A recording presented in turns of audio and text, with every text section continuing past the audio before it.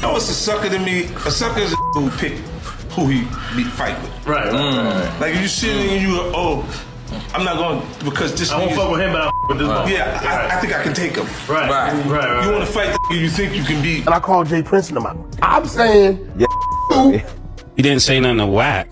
So when you come talking to me, I feel like you're very selective. This is exactly what I meant last week when I was talking about street is being selective. I can't believe people play with people intelligence the way they play with people intelligence and intellect, you know, the way they do today. You know, people are telling lies for a living.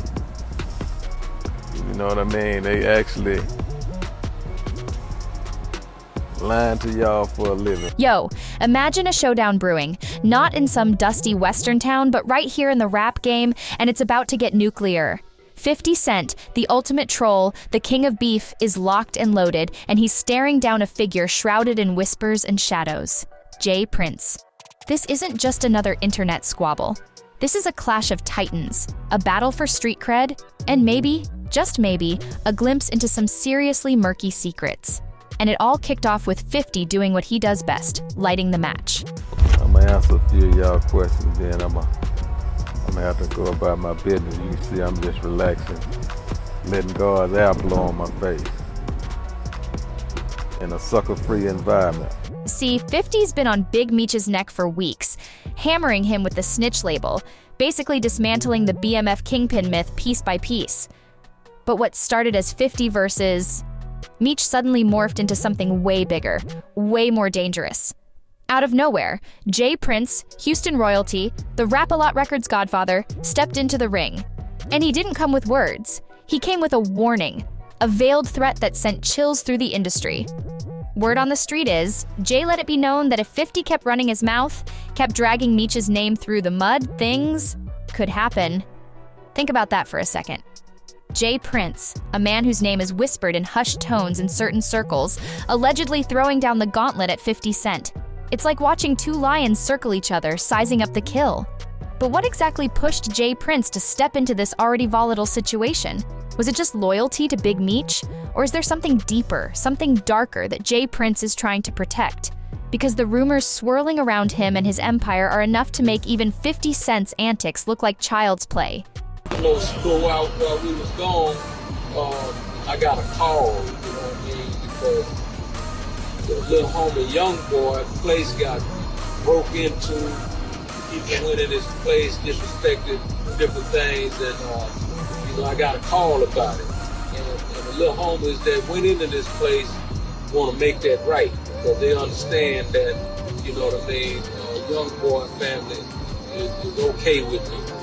And as you can see, homie, to make a long story short, I got your keys to your Rolls Royce, I got your keys to your McLaren, all that they took, and the homie, Shakur, what you got, homie? You got your Rolls Royce umbrellas, you got your keys, you got a bunch of other shit, so get in contact with us, bro. Get your shit back, man. All good, waiting on you. Let's talk about those rumors. The ones that have been simmering for years, finally boiling over into the mainstream. They center around dice games, high-stakes, underground affairs allegedly run by Jay Prince's son, Jazz Prince, in Houston. These aren't your friendly neighborhood backroom games. These are whispered to be traps, setups designed to lure in rappers, let them win big, and then, well, let's just say the victory often turns deadly. And it's not just speculation anymore. Tragedy has struck twice, in ways that are impossible to ignore. Take Duke the jeweler.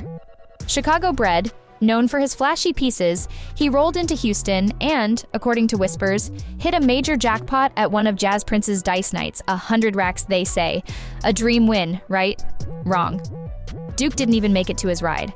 Reports say he was ambushed, robbed, and gunned down in cold blood.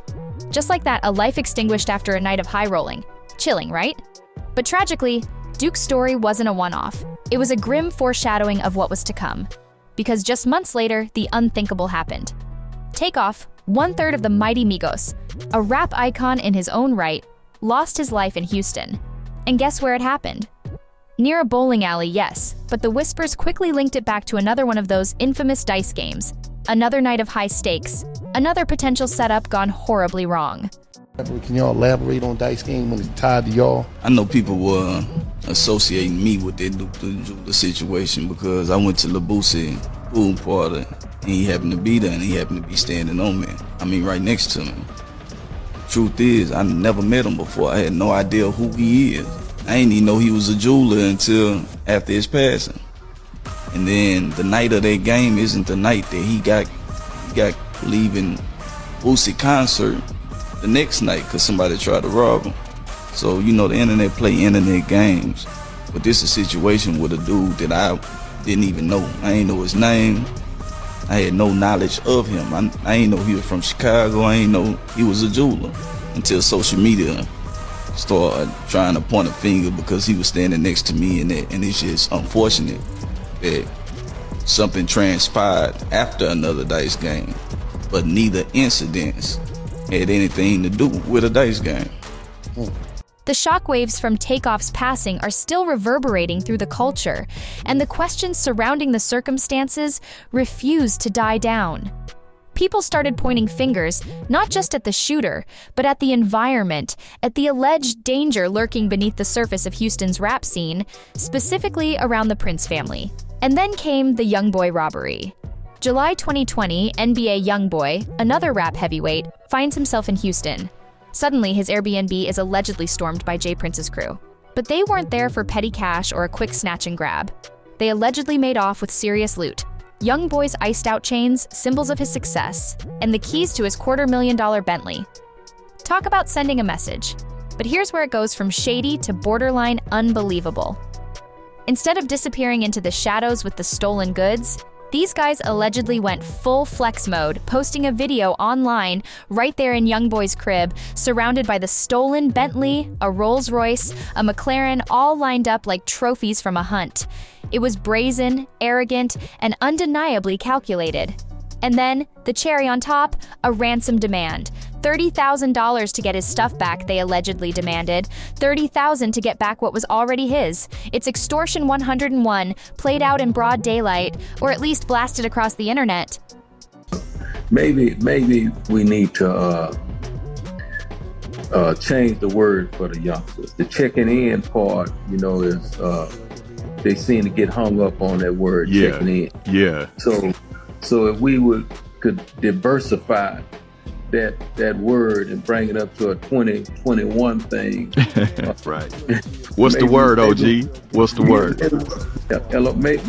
Maybe we may want to tell them they need to get connected. Yeah. You know what I mean? Yeah. Maybe that's the proper word, connected, properly connected, or whatnot. Yeah, they get tripped up on the semantics. Yeah, they get stuck. I mean, right there, you stuck. So then you stuck on stupid, right? Yeah. You're stuck on stupid, and you're not using your power or access to powers that you have. You're looking at it as a negative versus a positive.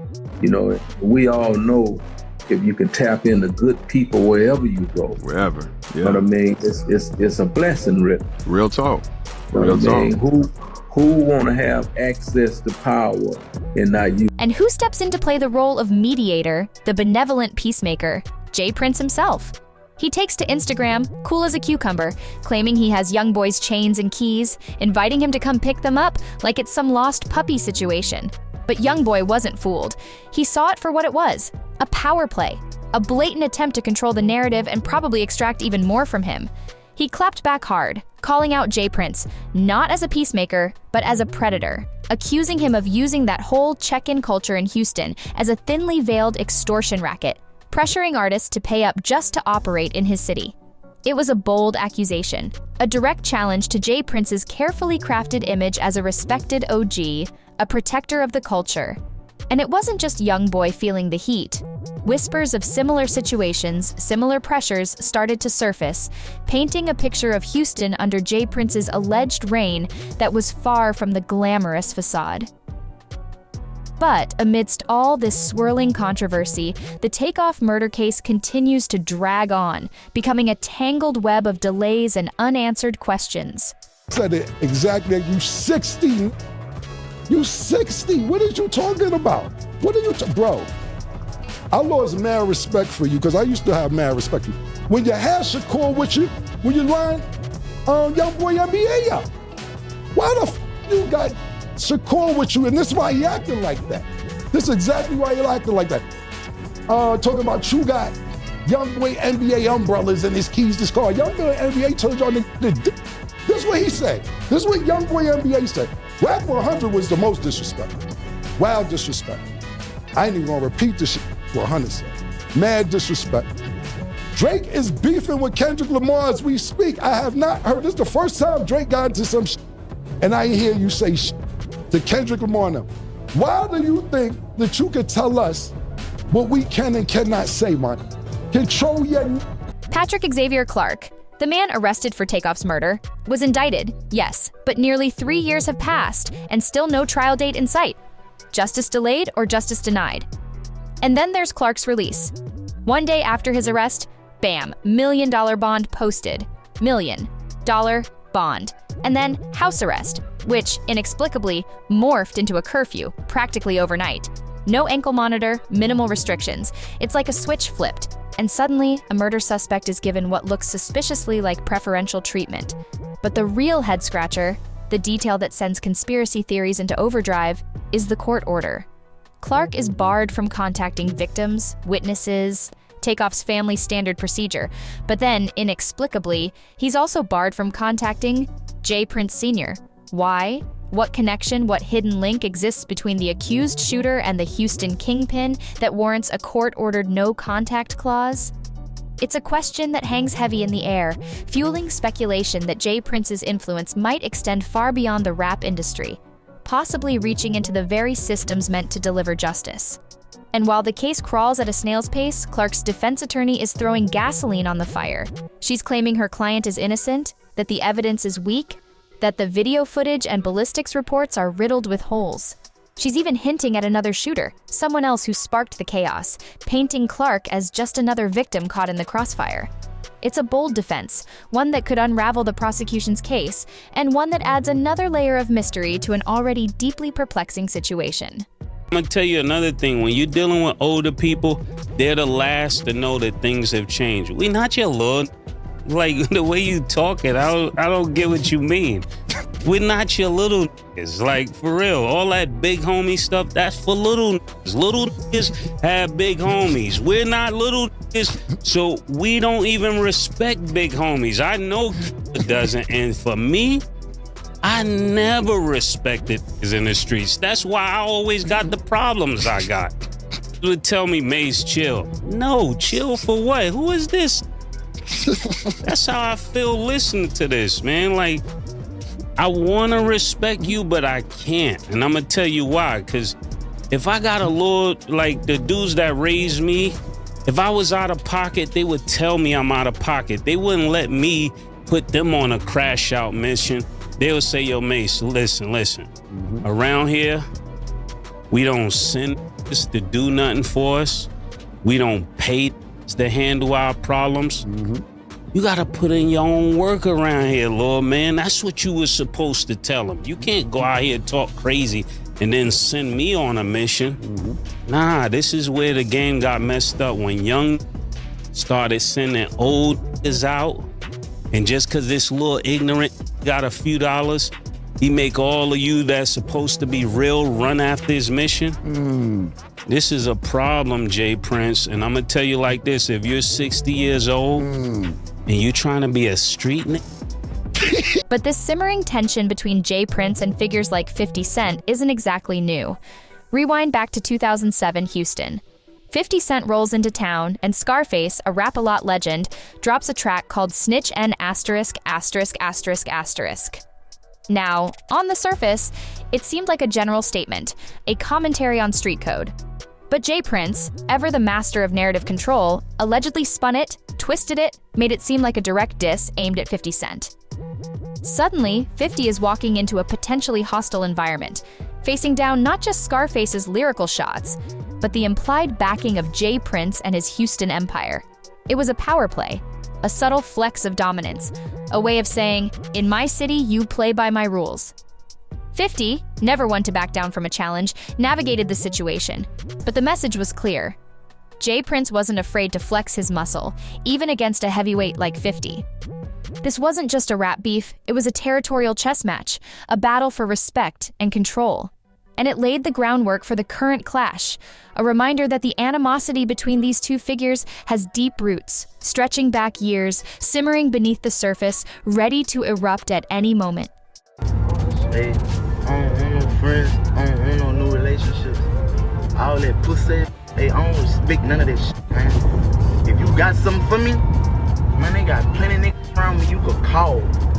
Man, nigga, it's plenty ways you can get in touch with me. Man, don't get on no internet and do nothing publicly. Don't do nothing dealing with no publicity, none of that pussy and shit. And I'm good on the keys, gangster. When you buy shit cash, two keys come with the car anyway. Mind your f***ing business. That's just asking for trouble. Because if there's one thing 50 Cent lives for, it's exposing people. This man built his whole brand on putting folks on blast and turning dirt into entertainment. If he chooses to go after J. Prince, oh, it's not just gonna be petty posts, it's gonna be a whole production. From the dice game setups to those ransom rumors and every sneaky detail in between, 50's got plenty of content to work with. J. Prince wasn't backing down. He hit back at the critics saying, "Sorry to tell you it's just a select few of you haters." He came with the receipts too, claiming Shakur Stevenson has the #1 fight ratings on ESPN this year and holds the top 3 spots since 2022. And to anyone trying to take shots outside the ring, Jay made it clear, manager, and I handle all his business outside the ring. Fade all Stevenson shots and take all bets. It was a blatant attempt to silence criticism, to strong-arm them into silence. But Cameron and Ma Dollar E, these are veterans of the rap game. They're not easily intimidated. They fired back, not with fear, but with ridicule, clowning J. Prince, calling out his tough guy act as outdated, even pathetic for a man his age. They even dragged him for staying silent while his supposed protege Drake was taking a lyrical beating from Kendrick Lamar. The hypocrisy was glaring, quick to defend a boxer's honor, but silent when his own artist is under attack. It was a savage response, one that exposed the cracks in J. Prince's carefully constructed image, portraying him not as a respected OG, but as a thin-skinned bully, desperate to maintain control, even when it means resorting to intimidation tactics that feel increasingly out of touch. And now, with all these pieces on the board, the Big Meech beef, the dice game shadows, the young boy robbery, the takeoff tragedy, the Cameron/Ma Dollar E-clash, the stage is set for a potential showdown of epic proportions between J. Prince and 50 Cent. The internet is buzzing with speculation. Gossip pages are claiming J. Prince is sneak dissing 50 in his Instagram stories, accusing him of clout chasing, of profiting off Big Meech's name while throwing him peanuts. Did 50 really only give Meech a measly $5 million for his life rights while raking in fortunes from the BMF series? It's a question that fuels the narrative of 50 as a ruthless businessman, but also adds another layer of motivation for J. Prince's sudden aggression. And then there's the ultimate question. Will 50 unleash his full arsenal on J. Prince? Will he dig deep into the dice game rumors, the extortion claims, the whispers surrounding Takeoff's death, and expose it all in a brutal, no-holds-barred takedown? Could this be the ultimate clapback? The move that finally cracks J. Prince's carefully constructed empire? Or is J. Prince too deeply entrenched, too slippery to be taken down even by the master of exposure himself? The tension is palpable. The stakes are sky high and the world is watching, waiting to see if this beef will explode into a full-blown war or simmer down into a tense, uneasy truce. One thing's for sure, this is far from over. And whatever happens next, it's guaranteed to be anything but quiet.